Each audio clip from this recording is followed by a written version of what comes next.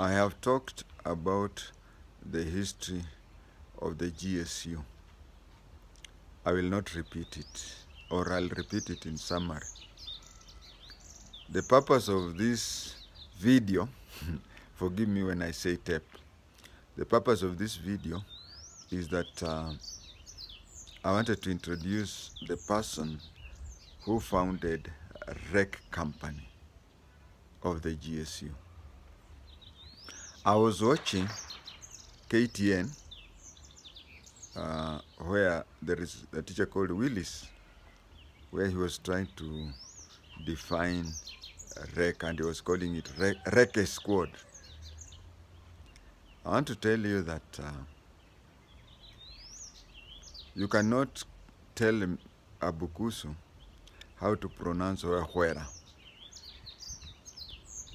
Even if you are a linguistic, you can't tell a Bukusu to pronounce Wera. So you cannot tell me how to pronounce RECEE squad. First of all, reconnaissance is not a squad. A squad is an equivalent of a platoon, but usually a squad is a class. Like when I was a recruit, I was in squad 1 of 1982. When I attended inspector's course, special inspector's course for Form 6s, I attended special SOIP squad called Special SOIP 2 of 88. My brother Mudambi Kola Jr. attended Special SOIP 1 of 88. So that is a squad, and a squad generally is equivalent to a platoon. Both are headed by an inspector. Both are headed by an inspector. And a number of platoons form a company. Now, calling the whole company a squad, it's like calling a university and a faculty, isn't it? Now you calling a university a faculty. Faculty is part of a university, but university is not part of a faculty. So a squad is part of a company, but a company is not a part of squad, or it is formed by squads. But you see, a RECEE company can have bomb disposing squad, it can have anti-terrorist squad, but you see, a squad is a platoon that is temporary. Because if we have a bomb disposing squad, and then after a few, or Al-Shabaab, anti-Al-Shabaab squad, and then after some years, like today, we don't have Goroko, today we don't have Shifter, so they move there.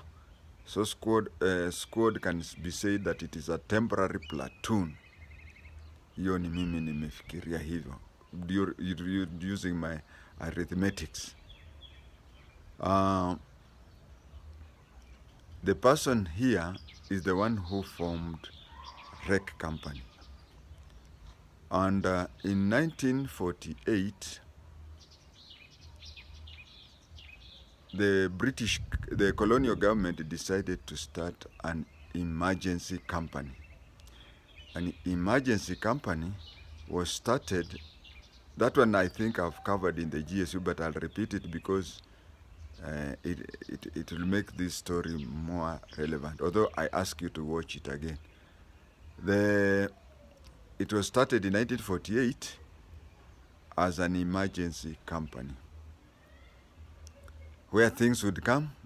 So there was a company which was formed just like don't take company to be like the East African Breweries Company, no. It is like in the military we have companies which are called KOI. The short for company in commerce and economics is LTD. But a company, that is limited, and then company CO. In a commerce and economics, company CO. But in military terms, company is called COI. A company is A COI, B company is B COI, so on and so forth. So the colonial police saw that there was need to have an emergency company. They were trained by military, and so they were called emergency company. If you are a member of E-COI or E-Company in the GSU, jipatie makofi, you are the founders of the GSU. Then emergency matters expanded until the personnel were more than those who could fit in one company. So other companies started. They decided that the second company was A company, then B. They were done simultaneous until D.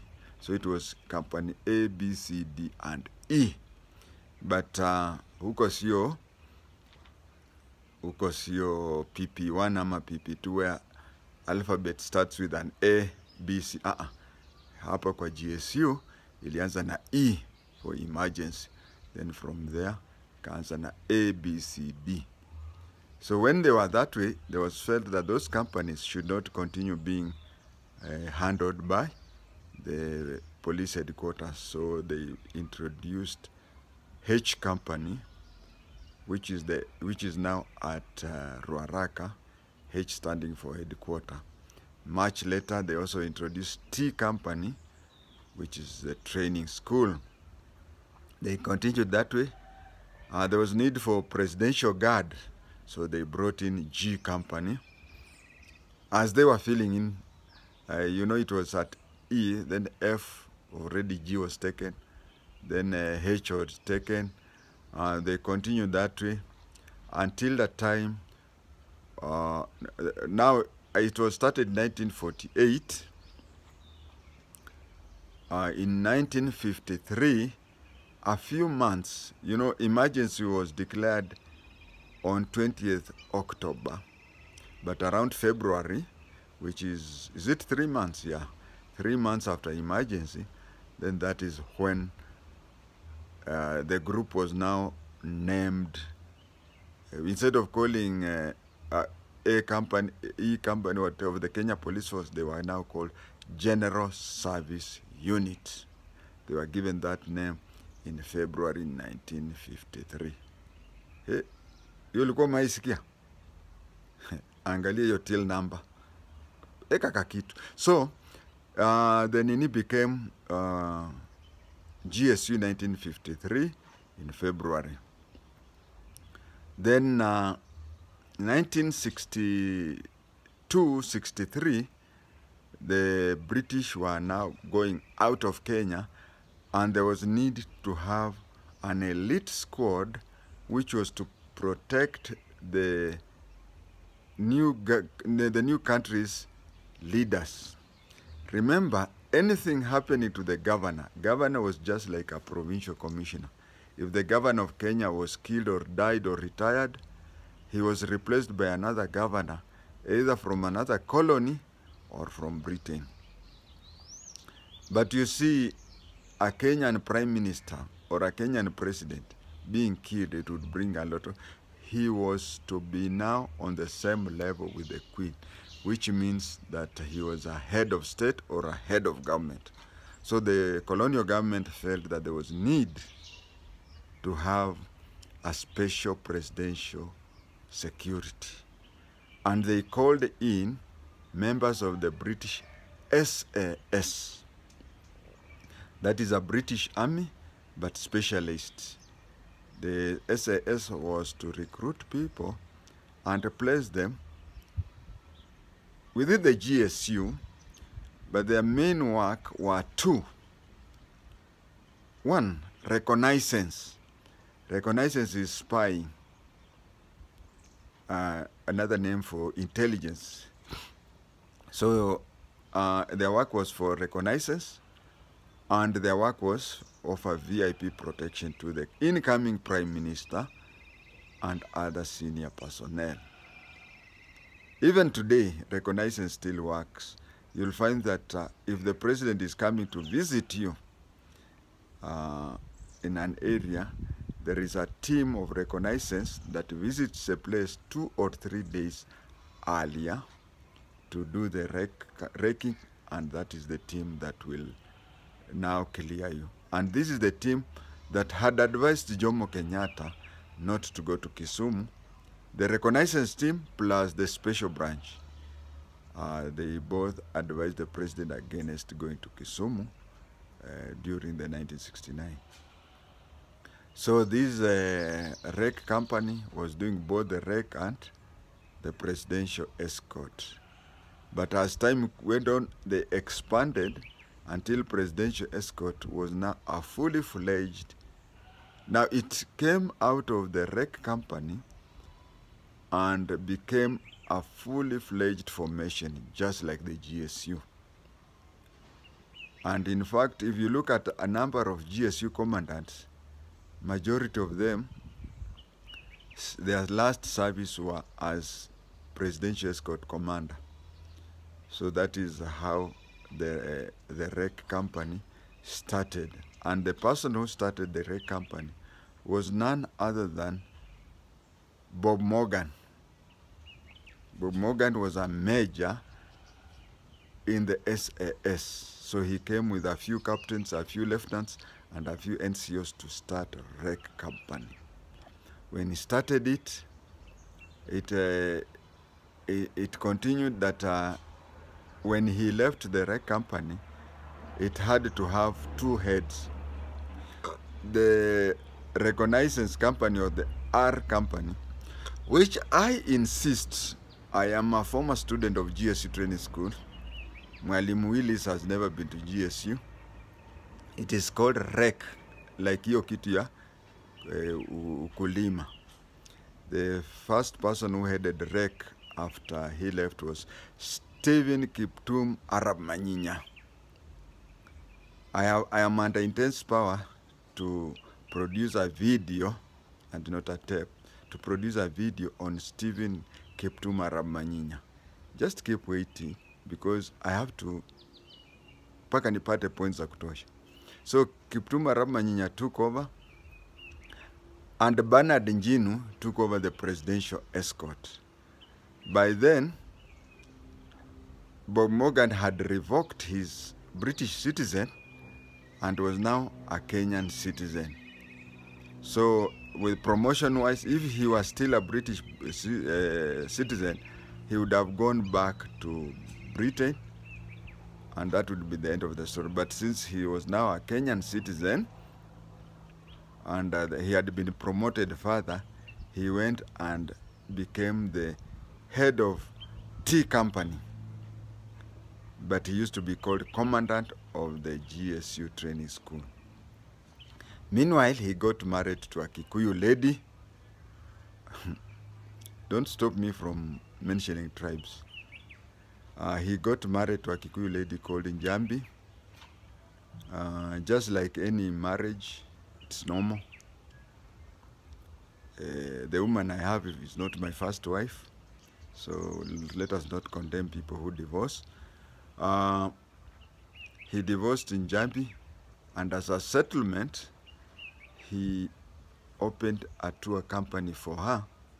The company that is called, was called, I don't know whether it is still there, but they used to have combi vehicles. For the millenniums, combi vehicles are what you nowadays call the Nissan. Those of my age will remember there was a very popular tourist combis that used to take people to Masai Mara, which was called Njambi Tours. He later married a Tanzanian lady. When he married a Tanzanian lady, because he was a citizen of Kenya, the Tanzanian lady became a Kenyan citizen. And remember those years, she had to revoke her Tanzanian citizenship. It was not like you today who can have 2 or more citizenships. So, as I said, he was the commandant of GSU training school. When I went there, he welcomed us. His deputy was a Mzungu SSP called Smith. neck top inafunguka. So he was a senior assistant commissioner of police. And for police officers, please remember this, especially GSU officers, you'll find that gazetted officers have got force color during that time, but today inspectorate do put on force color during ceremonies. So he used to put on force color only in ceremonies, but during working hours, he used to put on the today's inspectorate lanyard. He used to put on the inspectorate lanyard, which is maroon like that one of APs. But if you go to GSU training school, you'll find that all instructors up to the rank of chief inspector, they put on the maroon lanyard similar to the AP, but gazetted officers. So you'd find that his deputy used to put on force color, but him used to put on the maroon. While we were at Magadi Field Training Camp, one of the worst training camps, but of course the Ruiru, utaona ya Magadi ni mchezo, ya Ruiru ya Red Company, utaona ya Magadi ni mchezo. The way sisi wa Magadi tunaona ya Kiganjo ni mchezo. So while I was at Magadi, he was summarily dismissed. Why? Because he was close to Njonjo. Summarily dismissed and chased out of Kenya. Declared in a persona non grata. He took his case to the British High Court, and the British High Court declared that he cannot be declared persona non grata because he had revoked the British citizenship and he was a Kenyan citizen. So Kenyan government was wrong to do what? So he quietly came back to Kenya and started a BM Security, one of the best security companies in Kenya. He started it. And then one day while he was unajua wakati huo tulikuwa tunaweka area mrefu ni kama zinabishana. So one day when he was on the roof trying to akateleza, then he fell down and died. After the funeral, his wife found that she had a security company where she knew nothing about, but she remembered that whenever he came home in the evening as he was waiting for supper or even after supper, he would comment things. So she used the memory, photographic minds koenge. So she used the memory that she used to hear him say and continued with the company. I can say that she has made the company even better than if he were to be alive. Viewers, that is the history of Bob Morgan.